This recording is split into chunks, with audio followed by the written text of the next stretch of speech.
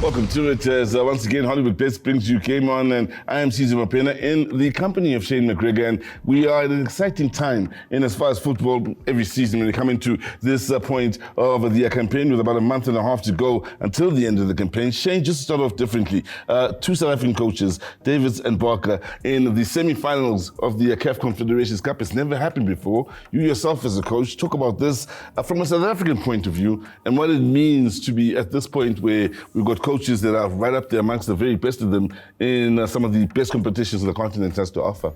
Yeah, good to be here, and for us it's brilliant. I mean, you got Fadlu Davids, obviously not a South African team, which makes it even better, you know. So it just shows you where our football has gone. I mean, if you look at the way the teams are playing, how many teams we got into the semis, quarterfinals, that type of thing, and how many coaches are out there, not just him. So we're not just bringing coaches in anymore, we're exporting coaches out. So we're obviously doing something right.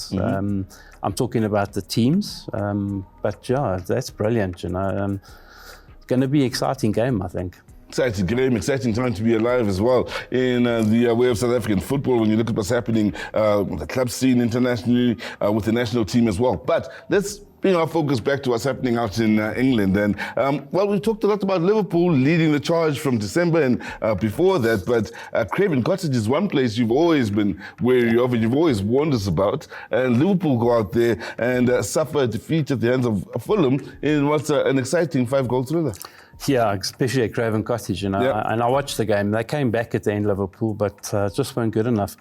My big worry is, and you were telling me 2 weeks ago already, 3 weeks ago, it's over, Liverpool won the league. And I said to you, be wary, be careful. That's 3 out of the last 4 games that they've lost, you know. And that just shows that there are cracks. That's their first away gate defeat of the season in the league. So it's not over and done yet. But to go to Craven Cottage is never easy. I've always been saying that. It's a smaller pitch. You know, we were talking off air earlier on.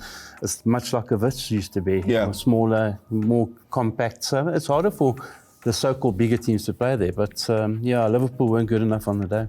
Liverpool, should there be a concern when you look at the Liverpool situation in that they're suffering setbacks before and after the international break, even after exiting the Champions League. But that's what I said to you. It's a big worry for me is 3 out of the last 4 games. And when they won the other game, they weren't convincing. So it's a bit of a worry. But the saving grace for Liverpool is that Arsenal seem to be now concentrating on Europe and not on the league. Resting players for the league. In the league for Europe, you know. So that's saving grace for Liverpool. But, you know, it's a matter of just getting the points, getting over the line. There could be a big game when Arsenal play Liverpool, third last game. It could be the decider. Now, you say it's a saving grace, and the evidence is in the pudding here. Everton hold Arsenal to a 1-1 scoreline. And again, as you mentioned, players rested. That time of the season that we speak about now, for those that are involved in the league, including the travels midweek to a difficult time in Europe as well, where every game is almost a final, is it also having an effect on Arsenal's run in this campaign? Well, look, they're looking at that now. You know, obviously they think that the league is done. They're not going to, and they won't come out and say it, but I think they've given up on winning the league, and they want to concentrate on Europe, and they've done well in doing that. You know, we saw during midweek exactly the results. Brilliant for them, and I've got to say that Arsenal were brilliant. But at the end of the day, the league is your most important to me to win. So, you know, you got to look at it both ways. I think they've given up on that chance, but hey, thank goodness for Liverpool's sake. Brighton have been bright at times this season, coming up with some stunning results at interesting times in the campaign. They lose 2-1 to Crystal Palace. Your thoughts on this? Palace have been the most effective side in the second half of the season. We've been saying, it's as simple as that, you know. When we spoke about this last, I said, just be careful because Palace are playing well. Brighton have also been hot and cold as much the last part of the season, but Palace have been great, so I'm not surprised for me.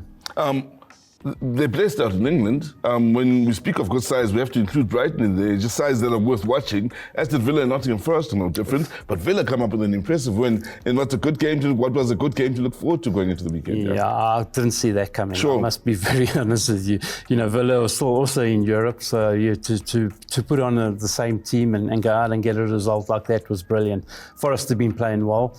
As I said to you a couple of months ago, is the big worry for the so-called smaller teams in Premier League is the squad size. And when you get down to injuries, you get down to player fatigue, this is the problem that's happening. And even the bigger teams like Liverpool, you can see the fatigue. And that's what's happening here, I think, with Forest. Brentford hold Chelsea to a 0-0 scoreline. United hold City in the battle out at Manchester to a 0-0 scoreline. I mentioned those sides because they're still in the running for a top 4 position, but City now find themselves in 6th spot and trying to get into the top 4. It's getting really tough to get in there, yeah? Very tough, and for City it's been a horrendous season.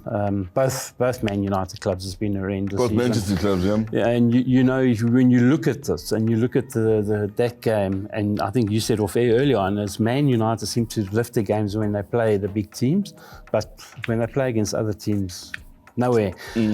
City, I don't know what's happened there. I mean, he's going to have to overhaul that old team, so we'll see what happens for next season. This game's already started, but it's a crucial one. City at home to Crystal Palace. City really have to start notching up wins now at this stage of the season. Must win, but it's going to be a difficult one. Forest Everton, another one to look forward to.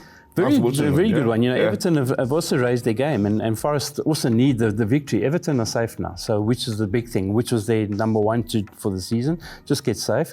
But they come up against a Forest team that have punched above their weight this season. Difficult one to call. I think a draw's on the card there again. Tough time, good times, but tough times for Arsenal when you consider what's happening in Europe. Good times, but still very tough mentally. And they're up against Brentford at home in trying to balance the 2 different competitions. Yeah.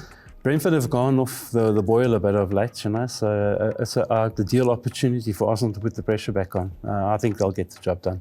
Liverpool, West Ham? Another one where Liverpool seem to struggle against West Ham, but I actually think they'll bounce back here, especially at home, and get the result. And Chelsea will be hoping to likewise against struggling Ipswich, of course. Well, if they can't beat Ipswich, then they don't deserve to be anywhere near the top, because everyone's beaten Ipswich. Unfortunately, it's one of those things. But you never know with Chelsea. For me, the bet there could be, and which will be good odds, is the draw. Now, Newcastle tied with Chelsea on 53 points. We have to keep in mind in the top 4 race. Chelsea on 4th, but then they're up against that United side that we don't know which United shows up where. Will they consider Newcastle one of the big boys where we see the best of United? Well, if you look at the league, Newcastle are a big boy too. But everyone is basically. So, it's a difficult one again, but Newcastle need to get a result to stay in that race for the top 5. So I think once again, if anything, the draw, but leaning towards Newcastle. So, interesting times here in the battle for top 4 spot. The top 6 sides are very much in the struggle then. And it's also interesting right at the top with Liverpool coming up against some rather tough competition in recent times. It's not easy in England. It's no easy games, so to speak of, at this stage of the season. So, we say thank you very much to Shane McGregor. Swap things around going into the next segment, and Cherise Kosana will be stepping up to speak about what's happening locally, and there's so much to talk about in that regard, including the Nedbank Cup.